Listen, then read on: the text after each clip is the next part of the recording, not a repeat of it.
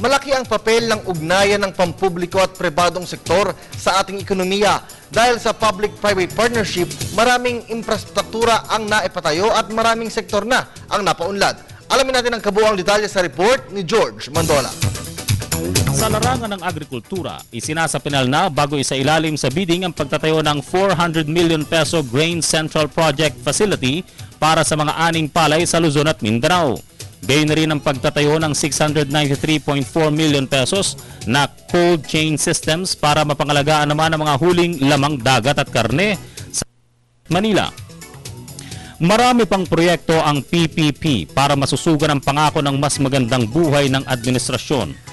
Nariyan ang pagkukumpuni at pagpapaganda ng Lagindingan Airport sa Misamis Oriental, extension ng LRT Line 2 mula Santolan, Pasig hanggang Barangay Masinag, Antipolo, pagtatayo ng 3 intermodal transport terminal sa Metro Manila, pagpapaganda ng Puerto Princesa Airport sa Palawan, pag-aaral para makapagpagawa ng bagong dam o water reservoir bilang tulong sa Angat Dam, rehabilitasyon ng 93.45 kilometers na Quirino Highway Project mula Santa Elena, Camarines Norte hanggang Sipocot, Camarines Sur, Bulacan Bulk Water Supply, El Nido Palawan Water Supply Project, Davao Sasa Port, Integrated Luzon Railway Project, Manila Makati Pasay Parañaque Mass Transit System at pagsasaayos ng mga kulungan.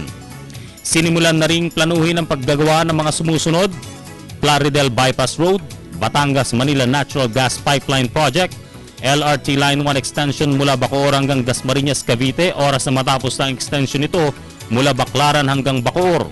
Pagsasaayos ng mga paliparan sa Iloilo, Bacolod at Manila Bay, Pasig River, Laguna Bay Ferry System, PhilHealth Information Technology Project, Metro Cebu Expressway Project, Central Luzon Link Expressway mula Cabanatuan hanggang San Jose, Nueva Ecija, Manila Heritage and Urban Renewal Project, Global City Mass Transit sa The Fort Taguig sa pamamagitan ng monorail, C6 Extension at Laguna Bay Flood Control Project, Calamba Los Baños Tollway, Tagum Davao Jensan High Standard Highway, pagsasaayos ng Cannon Road sa Benguet, paakyat ng Baguio, Skyway 3 at MRT 7.